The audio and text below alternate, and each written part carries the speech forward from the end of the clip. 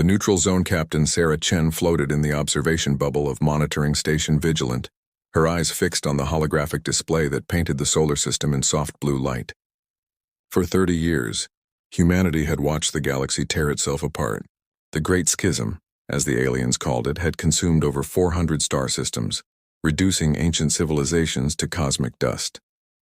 Through it all, Earth had maintained one simple policy: absolute neutrality.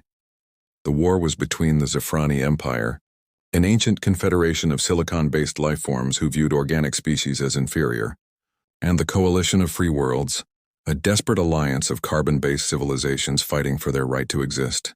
Both sides possessed technology that made humanity's greatest achievements look like stone tools.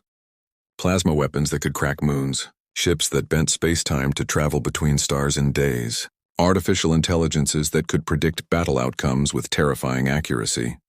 Sarah adjusted the sensor array, zooming in on the edge of the solar system, where humanity's early warning beacons floated in the darkness. The beacons were humanity's eyes and ears, watching for any sign that the war might spill into their small corner of the galaxy. For 3 decades, they had remained silent. Today, that changed. The alarm started as a low hum, barely audible at first. Then it grew into a shrieking wail that echoed through the station. Sarah's training kicked in immediately. She pushed off from the observation bubble, sailing through the zero-gravity corridor toward the command center. Her crew was already at their stations when she arrived, fingers flying over holographic interfaces. "Report," Sarah barked, strapping herself into the command chair. Lieutenant Marcus Webb, her sensor operator, looked pale. "Captain, we're detecting massive subspace distortions at the heliopause. Multiple contacts dropping out of hyperspace. How many? Still counting, but... Captain, it's at least 60 vessels. Maybe more." Sarah felt her stomach drop. A fleet that size hadn't been seen in the Sol system since humanity's first tentative steps into space. She pulled up the tactical display on her personal screen. Red dots began appearing at the edge of the system, each one representing a ship larger than anything humanity had ever built. "Identification? Zafrani signatures, Captain. But something's wrong. They're broadcasting distress signals on multiple frequencies. Heavy damage across the entire fleet." The main view screen flickered to life, showing long-range telescope images of the arriving ships. Sarah had studied every known alien vessel class, but seeing them in person was different. The Zafrani ships were crystalline masterpieces, their hulls grown rather than built, surfaces reflecting light in impossible patterns. But these ships were wounded. Great gouges scarred their pristine hulls, some leaked atmosphere and glittering clouds. One dreadnought was missing half its superstructure. "They're running from something," Webb muttered. Before Sarah could respond, another alarm sounded. Communications Officer Lisa Park looked up from her station. "Captain, we're receiving a transmission. It's directed specifically at Earth Command. Put it through." The view screen shifted to show a being that looked like it had been carved from living diamond.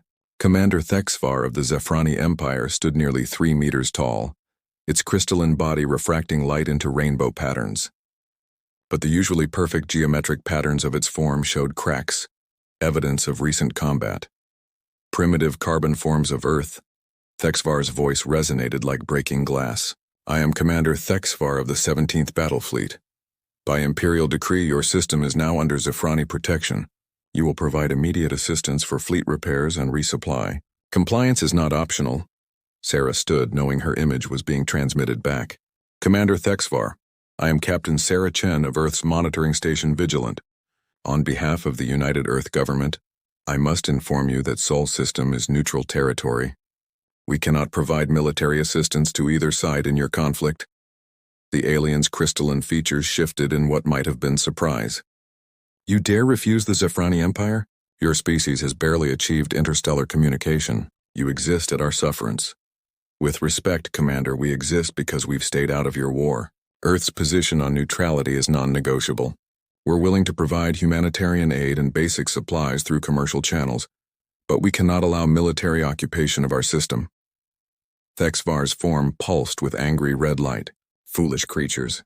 The coalition fleet that destroyed half my ships will be here within days. When they arrive, they will not distinguish between Zafrani forces and primitive natives. You will all burn together."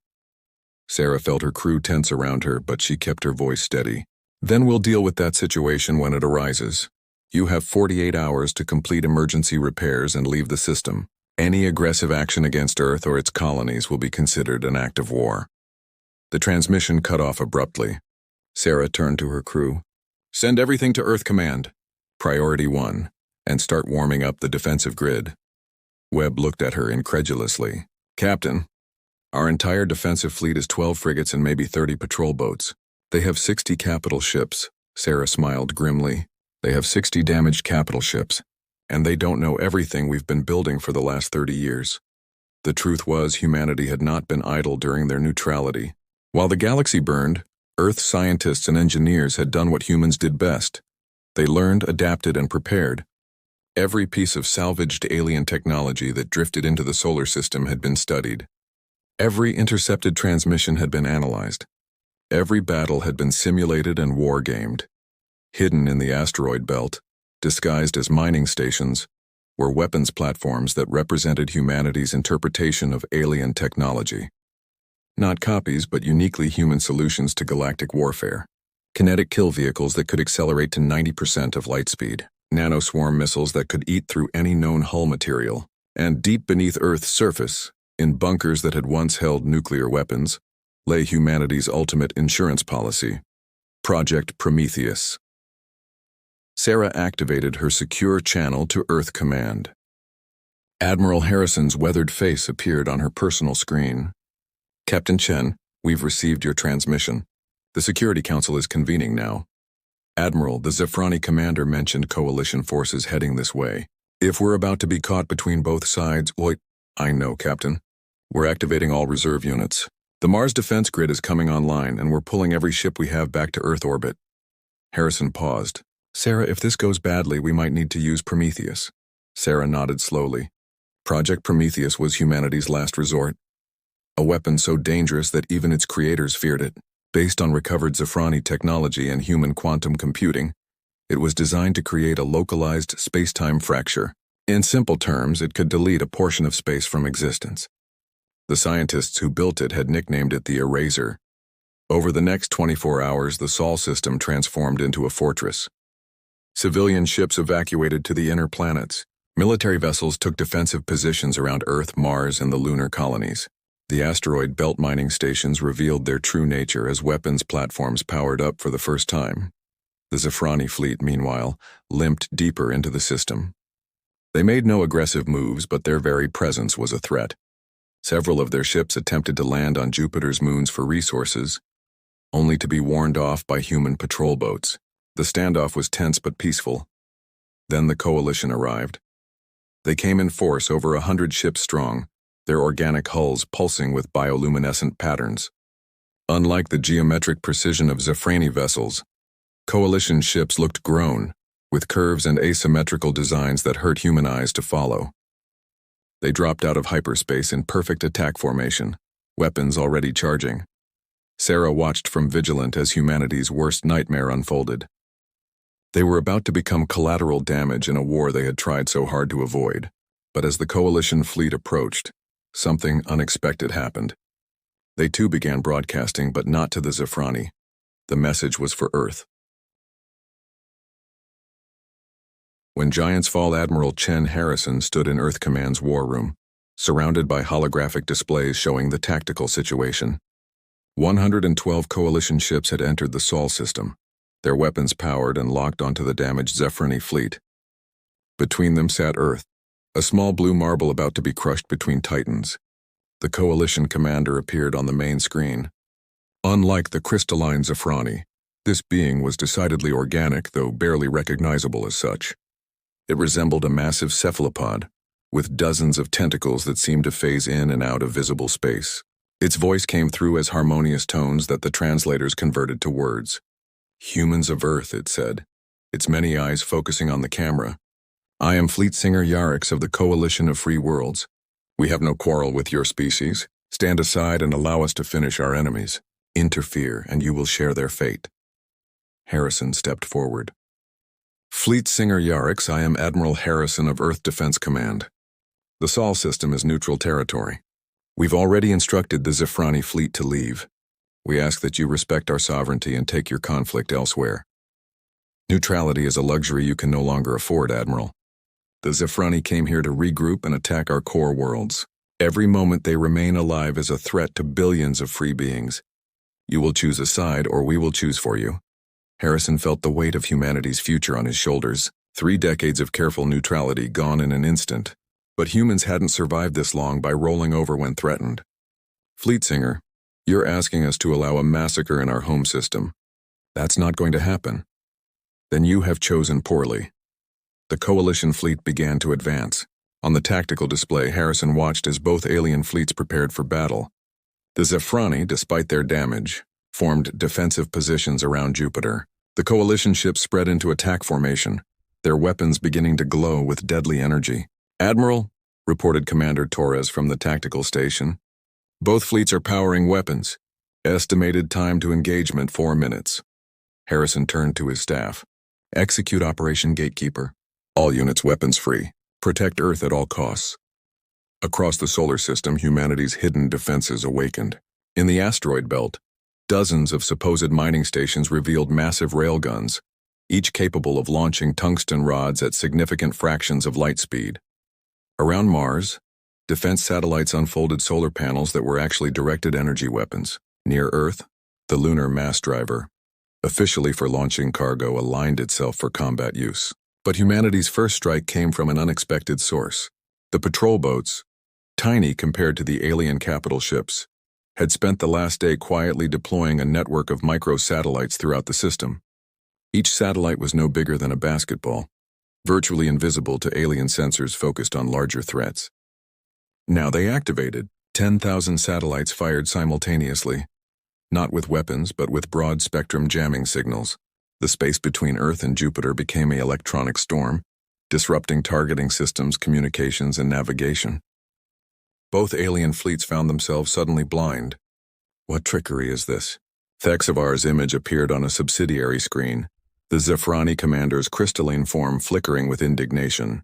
Fleetsinger Yarix was equally confused. Primitive electromagnetic interference? This will delay us by mere moments. But moments were all humanity needed. The railguns in the asteroid belt fired, sending tungsten projectiles screaming through space at velocities that alien shields weren't calibrated to stop. They expected energy weapons, plasma bursts, exotic particles. They didn't expect simple kinetic force multiplied by incredible speed. 3 coalition ships simply ceased to exist, transformed into expanding clouds of debris. 2 Zephrani vessels lost their engines. The message was clear. Humanity might be primitive, but they weren't helpless. Both alien fleets reacted instantly, their sophisticated systems adapting to the jamming, their shields recalibrating for kinetic impacts. Energy beams lanced out, destroying dozens of human satellites. Coalition fighters swarmed toward the asteroid belt. Zephrani drones headed for Earth's orbital defenses. Harrison watched the tactical display with grim determination. Humanity was outnumbered 10-1, but they had advantages the aliens hadn't considered. Humans had spent their entire history fighting asymmetric wars. They knew how to be the underdog. "Launch the swarm," Harrison ordered. From hidden silos on the moon, thousands of missiles erupted into space. But these weren't conventional weapons. Each missile contained millions of self-replicating nanobots, designed based on recovered coalition biotechnology, but given a distinctly human twist. They didn't just eat through hull material. They converted it into more nanobots, spreading like a virus through any ship they touched. The Coalition fleet with their organic hulls were especially vulnerable. 3 of their battlecruisers began to dissolve, their bioarmor consumed and converted into gray goo that spread to nearby vessels. The Zephrani fared better, their crystalline structures more resistant, but even they lost several frigates to the relentless nanoswarm. "Impossible." Fleetsinger Yarix's harmonious voice turned discordant. "No primitive species could develop such weapons." "We're not as primitive as you think," Harrison replied coldly, "and we're done being ignored."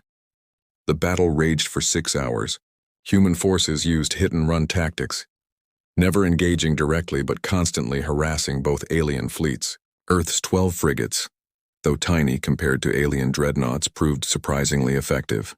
They had been retrofitted with salvaged alien technology, married to human innovation. Stealth systems that made them virtually invisible, missiles that could phase through shields, electronic warfare suites that turned enemy drones against their makers. But humanity was still losing. For every alien ship destroyed, Earth lost 3 defensive platforms.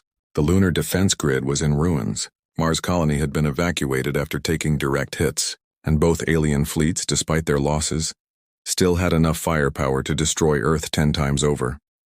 Harrison knew it was time. Activate Project Prometheus. Deep beneath Cheyenne Mountain, in a bunker that had once housed America's nuclear command, scientists initiated humanity's doomsday weapon. The device itself was surprisingly small, no bigger than a shipping container, but it contained something that shouldn't exist, a controlled singularity held in perfect suspension by quantum fields.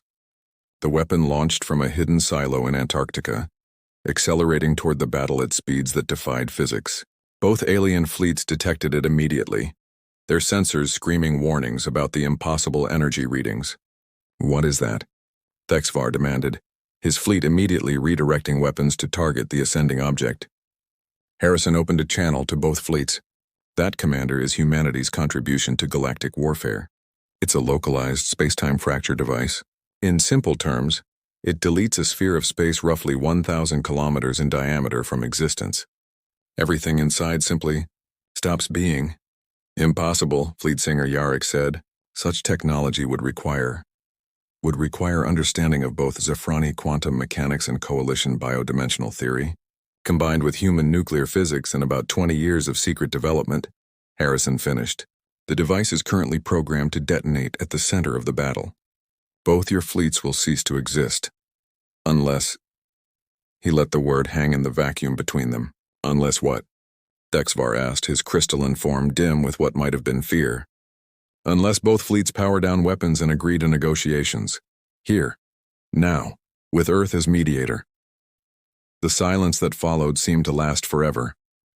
On the tactical display, Harrison could see both fleets' weapon systems still active, still targeted. The Prometheus device continued its ascent, now only minutes from optimal detonation position. "You're bluffing," Fleet Singer Yarrick said finally. "You wouldn't destroy your own system." "The device is currently 500,000 kilometers from Earth," Harrison replied. "Far enough that we'll survive, though we'll lose some satellites. You, on the other hand, will definitely not survive. You have 60 seconds to decide." The war room held its breath. On screens around the room, Harrison could see his staff watching, waiting. The fate of humanity and possibly the galaxy hung on the next few moments. At 40 seconds, the Zafrani fleet powered down their weapons. At 20 seconds, the coalition followed suit. At 10 seconds, Harrison gave the order to halt Prometheus's ascent. The device stopped, hanging in space like a dark promise, its impossible energies contained but ready. "Now," Harrison said, allowing himself a small smile, "let's talk about ending this war." The negotiations took 3 days. For the first time in 4 centuries, representatives of the Zafrani Empire and Coalition of Free Worlds sat in the same room, or rather, the same specially constructed habitat on Earth's orbital station. The environment had to be carefully controlled, providing crystalline surfaces for the Zafrani and organic compounds for the Coalition representatives. Humanity's role as mediator was not just symbolic. Earth's computers, primitive by galactic standards but uncorrupted by centuries of wartime programming, provided neutral ground for translations. Human diplomats trained in dealing with the contradictions and compromises of Earth's own fractious nations proved surprisingly effective at finding common ground between species that had forgotten they had any. The breakthrough came when a human xenobiologist, Dr. Jennifer Okonkwo, pointed out something both sides had forgotten. The original cause of the war, a dispute over colonization rights in the Sagittarius Arm, involved systems that had been destroyed decades ago. They were fighting over ruins and memory. "You're both dying for nothing," she said bluntly, ignoring diplomatic protocol. "Your war has destroyed what you were fighting over. Continue, and you'll have nothing left but ash and extinction." Perhaps it was the shock of being lectured by a species that had barely achieved faster-than-light communication. Perhaps it was the demonstration that even primitives could create weapons that threatened them. Or perhaps after centuries of war, both sides were simply exhausted. The Treaty of Sol, as it came to be known, didn't end the war immediately, but it established something that hadn't existed for centuries: a neutral ground where both sides could meet and talk. Earth, insignificant Earth, became the galaxy's Switzerland. Harrison stood in his office a week later, looking out at the stars. The alien fleets were gone, limping back to their respective territories. But they would return, not as conquerors, but as traders, diplomats, and perhaps eventually friends. "Sir," Commander Torres entered, holding a datapad. "The Security Council wants to know what to do with Prometheus." Harrison was quiet for a moment.